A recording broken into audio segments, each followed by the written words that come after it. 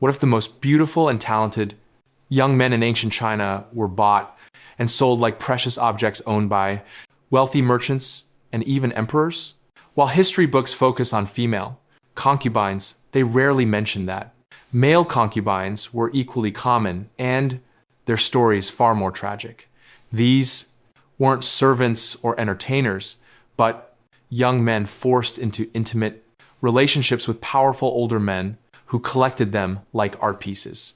For over 2,000 years, across multiple Chinese dynasties, this practice remained hidden in plain sight. Families sold their sons to survive famines, while talent scouts roamed villages, searching for the perfect combination of beauty and intelligence. These boys, some as young as 8 years old, were transformed into living possessions, whose only purpose was to please their owners. Their stories reveal a dark side of Chinese imperial culture that most people never knew existed, where human dignity meant nothing compared to wealth and power. In ancient China, male concubines were called nanchong, meaning male favorites, or tongling, referring to beautiful young men. Unlike servants who worked in households or eunuchs who served in palaces, these young men occupied a specific and disturbing role in Chinese society. They were purchased, owned, and kept primarily for companionship and intimate relationships with their masters. This practice flourished during the Han Dynasty, reached its peak during the Tang Dynasty, and continued through the Song and Ming dynasties. Historical records from the Book of Han and various court documents revealed that male concubines were as accepted as their female counterparts in wealthy households across China. The buyers weren't just emperors and nobles. Wealthy merchants, high-ranking officials, and even some Buddhist monks kept male concubines. The practice was so normalized that families openly advertised their sons' availability and professional. Matchmakers specialized in this trade, unlike female concubines who might eventually marry or bear children male. Concubines had no such escape routes. These young men were expected to master poetry, calligraphy, music, and conversation. They received better education than most female concubines because their owners valued intellectual companionship alongside physical beauty. Many could recite classical literature, play multiple instruments, and engage in philosophical discussions. This education, however, served only to make them more valuable property. The geographic spread was vast. While Beijing and other imperial cities had the highest concentrations, the practice extended to wealthy households in provinces like Jiangsu, Zhejiang, and Guangdong, port cities with prosperous merchant classes such as Guangzhou, and Guangzhou developed thriving markets for male concubines. What made this system particularly cruel was its social acceptance. Confucian scholars who preached about moral virtue kept male concubines without shame. Buddhist temples that claimed spiritual purity secretly housed them. The hypocrisy was staggering, yet everyone pretended it was normal. The age ranges varied, but most male concubines were acquired between 8 and 16 years old. By their mid-20s, they were considered past their prime. Unlike female concubines who might gain status through childbearing, male concubines faced inevitable abandonment as they aged. This created a constant cycle of fear and desperation that defined their entire existence in ways that female concubines, despite their own suffering, rarely experienced. The transformation of innocent boys into male concubines began with desperate families facing starvation. During famines, floods, or economic collapse, parents faced an impossible choice: watch their children die or sell them to wealthy households. Sons were often chosen over daughters because male concubines commanded higher prices than female servants. Professional talent Scouts known as Rena or Human Teeth traveled through impoverished villages, searching for boys with specific qualities. They looked for clear skin, delicate features, bright eyes, and graceful movements. Intelligence mattered as much as beauty because wealthy buyers wanted companions who could hold conversations about literature, politics, and philosophy. The selection process was methodical and degrading. Boys were examined like livestock, their teeth checked for health, their hands inspected for artistic potential, and their voices tested for singing ability. Scouts paid particular attention to bone structure, believing they could predict how a child would look as a teenager. Those who passed the initial inspection were taken from their families immediately. Yung Dai, a Ming Dynasty writer, documented this process in his memoirs, describing how scouts would arrive in villages during harvest failures. They carried silver coins and contracts written in language that illiterate farmers couldn't understand. Parents who signed these documents rarely saw their sons again. The contracts typically lasted 10 to 15 years, though many boys died long before their terms ended. Once purchased, boys entered a brutal training period designed to erase their previous identities. They were given new names, often poetic ones like Precious, Jade, or Autumn Moon. Their heads were shaved, and they were dressed in silk robes that marked them as property rather than people. Resistance was met with beatings, starvation, or worse punishments. The training curriculum was surprisingly sophisticated. Boys learned classical Chinese poetry, memorized thousands of verses, and practiced calligraphy for hours daily. They studied music, learning to play instruments like the gutching and pipa. Dancing, singing, and theatrical performance were mandatory skills. Some received training in massage, herbal medicine, and even basic accounting to make them more valuable to their future owners. Psychological conditioning was equally important. Trainers used a combination of rewards and punishments to break down the boys' sense of self-worth. They were taught that their only value lay in pleasing their masters. Any expression of homesickness, rebellion, or independent thought was quickly crushed. The goal was to create beautiful, talented, and completely submissive young men. The mortality rate during training was horrifyingly high. Boys who couldn't adapt to the rigorous schedule, harsh punishments, or psychological pressure often died from exhaustion, malnutrition. Historical records from the Tang Dynasty suggest that only about 60% of purchased boys survived to become actual concubines. The rest were buried in unmarked graves, their families never knowing their fate. The daily existence of male concubines was a carefully choreographed performance of submission and entertainment. They woke before dawn to prepare themselves for their masters' day, spending hours on grooming, makeup, and selecting appropriate clothing. Unlike servants who had specific tasks, male concubines lived in constant readiness to satisfy their owners' whims. Their living quarters reflected their ambiguous status within households. Better than servants, but inferior to wives, they occupied beautifully decorated rooms that were essentially luxurious prisons. Windows were often barred, doors locked from the outside, and movements monitored by trusted servants. The silk robes, jade, ornaments, and fine furniture couldn't disguise the fact that they were captives. Competition among male concubines in the same household was fierce and often deadly. Masters enjoyed pitting them against each other, promising rewards for the most entertaining performance or threatening punishment for whoever displeased the most. This created an atmosphere of paranoia where friendships were dangerous and trust impossible. The hierarchies were complexly brutal.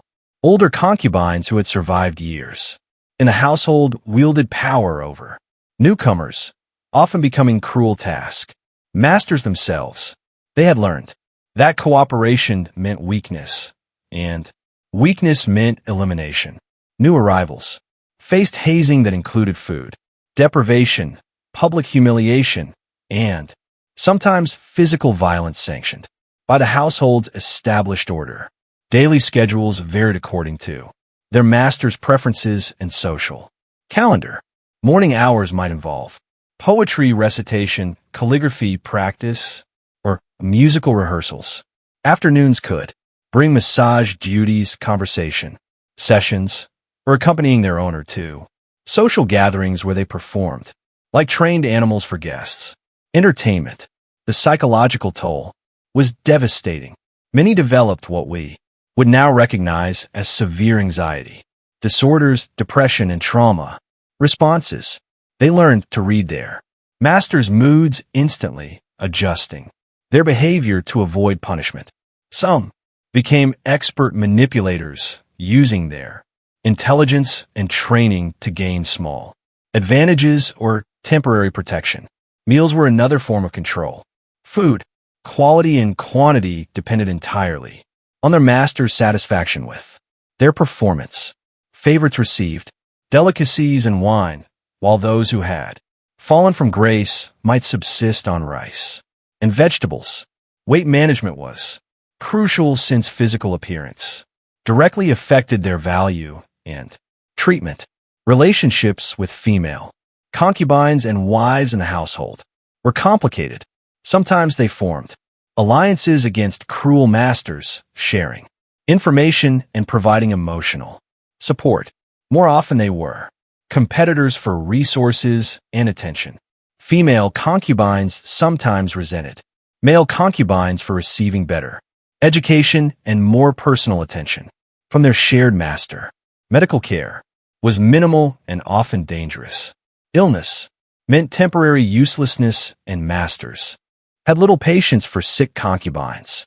Traditional Chinese medicine of the era offered limited treatments, and many common ailments became fatal without proper care. Injuries from beatings or accidents were treated secretly to avoid appearing damaged goods. The rare moments of genuine human connection occurred between concubines who had survived together for years.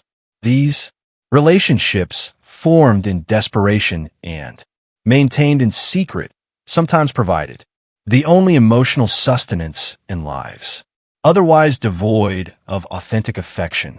They developed their own communication methods, shared scarce resources, and sometimes even planned escape attempts together.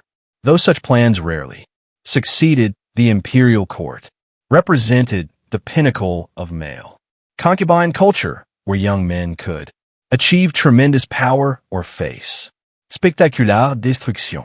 Emperor Ai of the Han Dynasty created the most famous male concubine story in Chinese history through his relationship with Dongan, a relationship so intense it inspired the phrase cut sleeve that became synonymous with male love throughout Chinese literature.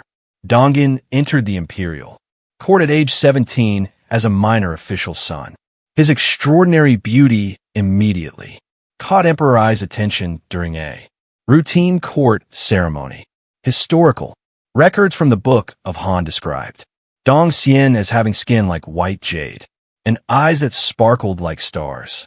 Within weeks, he had been elevated from obscurity to become the emperor's most trusted companion and beloved favorite. The emperor's infatuation knew no bounds. He showered Dong Xian with titles, estates, and treasures worth millions in today's currency. The famous cut sleeve story occurred when Emperor Ai awoke from a nap to find Dong Xian sleeping on his robe sleeve. Rather than wake his beloved, the emperor cut off his sleeve, demonstrating that his love superseded even imperial dignity. This tale became legendary throughout Chinese literature as the ultimate expression of devotion. Emperor Ai granted Dong Xian unprecedented political power, making him a high-ranking official despite his youth and lack of experience.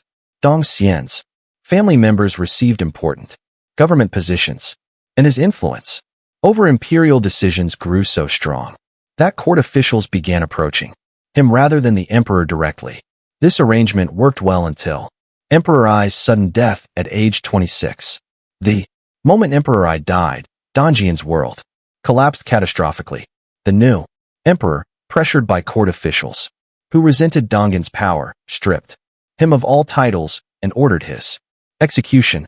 Faced with torture and public humiliation, Donjan chose suicide, ending one of history's most documented same-gender imperial relationships. His story became a cautionary tale about the dangerous heights male concubines could reach and the devastating falls they inevitably faced. Emperor Yunga of the Ming dynasty took imperial male favoritism to different extremes. Instead of one devoted companion, he collected dozens of young men from across the empire, housing them in a special palace section called the Leopard Quarter. These weren't just concubines, but companions for his hunting expeditions, military campaigns, and elaborate parties that scandalized the imperial court. Jin's male favorites wielded significant political influence, often making decisions about military appointments, tax policies, and diplomatic relations. The emperor trusted them more than his trained advisors, leading to administrative chaos and corruption. Historical records show that several wars were started because male favorites convinced the emperor that military campaigns would be exciting adventures rather than serious political endeavors. The Qing dynasty tried to suppress these practices.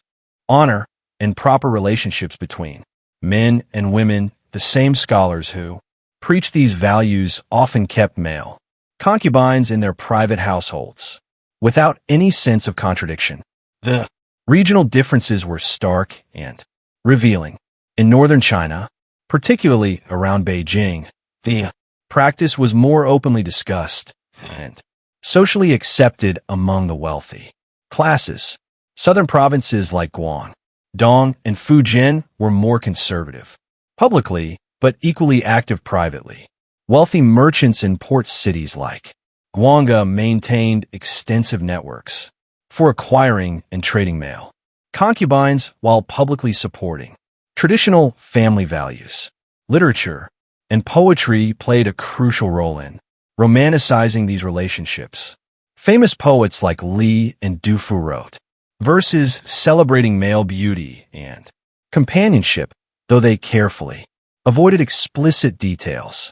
These poems were widely read and appreciated, creating a cultural framework that normalized male concubinage even while society officially condemned it. The economic reality drove much of this hypocrisy. Families who sold their sons often used the money to arrange proper marriages for their daughters, viewing it as a necessary sacrifice for family survival. They rationalized that one son's suffering could save the entire family from starvation. This created a cruel mathematics where children became commodities to be traded based on their potential value. Buddhist and Taoist temples presented another layer of contradiction. While preaching detachment from worldly desires, many monasteries secretly housed male concubines for wealthy patrons who made large donations.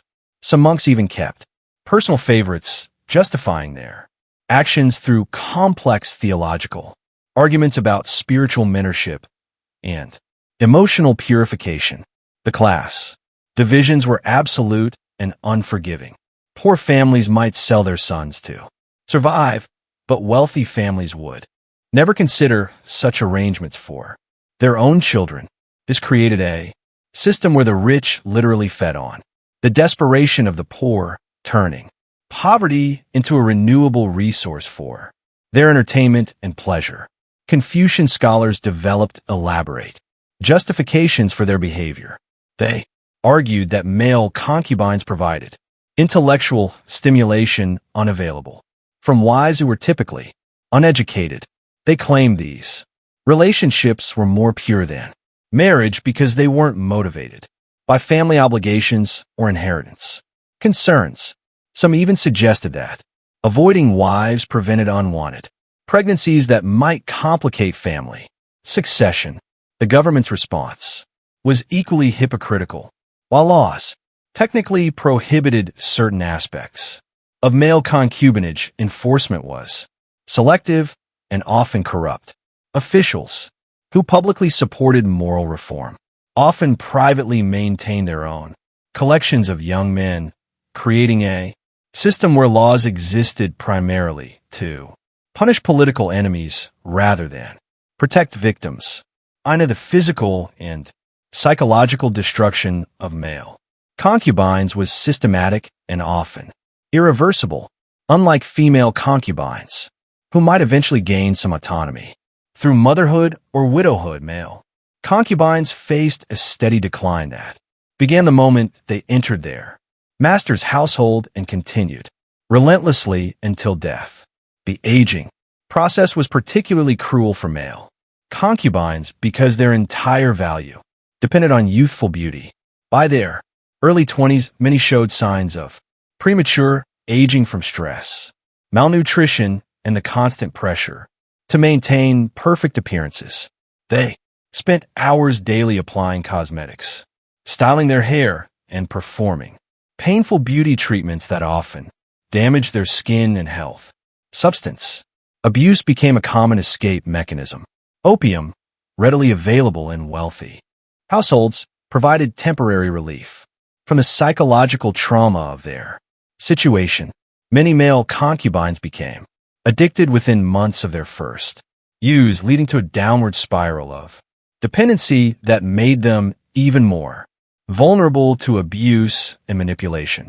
The suicide rate among male concubines was staggeringly high. Though exact statistics are difficult to determine because deaths were often covered up or attributed to illness. Historical records from the Ming Dynasty mention several cases of young men throwing themselves from building rooftops, drowning in household ponds, or hanging themselves in their locked rooms. These deaths were typically reported as accidents to avoid scandal. Physical abuse was normalized and expected.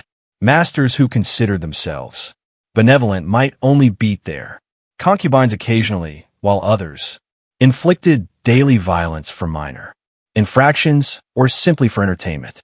The isolated nature of their living situations meant that screams and cries for help went unheard or ignored by household staff who feared punishment for interfering. Medical care was primitive and often dangerous. Traditional Chinese medicine of the period offered limited treatments for the psychological trauma that virtually all male concubines experienced. Physical injuries from beatings were treated with herbal remedies that sometimes caused more harm than healing. Broken bones were commonly set improperly, leaving many concubines with permanent disability. The psychological conditioning was perhaps more devastating than physical abuse. Young men were systematically taught that they had no value beyond pleasing their masters. These networks shared information about cruel masters to avoid opportunities for escape and methods for surviving the harsh conditions. They also provided emotional support that helped some men maintain their sanity and hope for eventual freedom. A few male concubines managed to transition into legitimate roles as scholars, artists, or merchants after their masters grew tired of them or died. However, these transitions required exceptional talent, considerable luck, and the ability to completely reinvent their identities. Most importantly, they needed access to resources and connections that the vast majority of male concubines never possessed.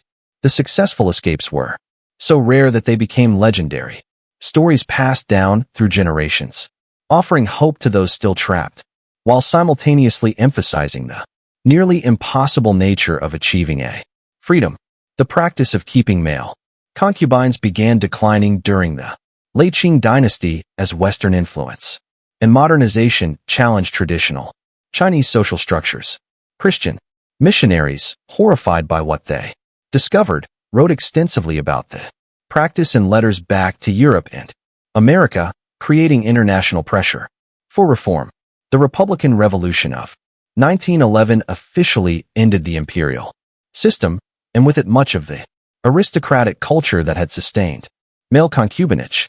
The new Republic of China government, eager to modernize and gain international respect, passed laws specifically outlawing the ownership of concubines, both male and female. However, enforcement was inconsistent, and the practice continued in remote areas for several more decades. What happened to the last generation of male concubines remains largely undocumented. Most were simply abandoned by their masters who feared legal consequences. Under the new government, some died from starvation or illness, having never learned skills necessary for independent survival. Others disappeared into China's vast population, taking their stories with them. The communist victory in 1949 brought more systematic efforts to eliminate what were considered feudal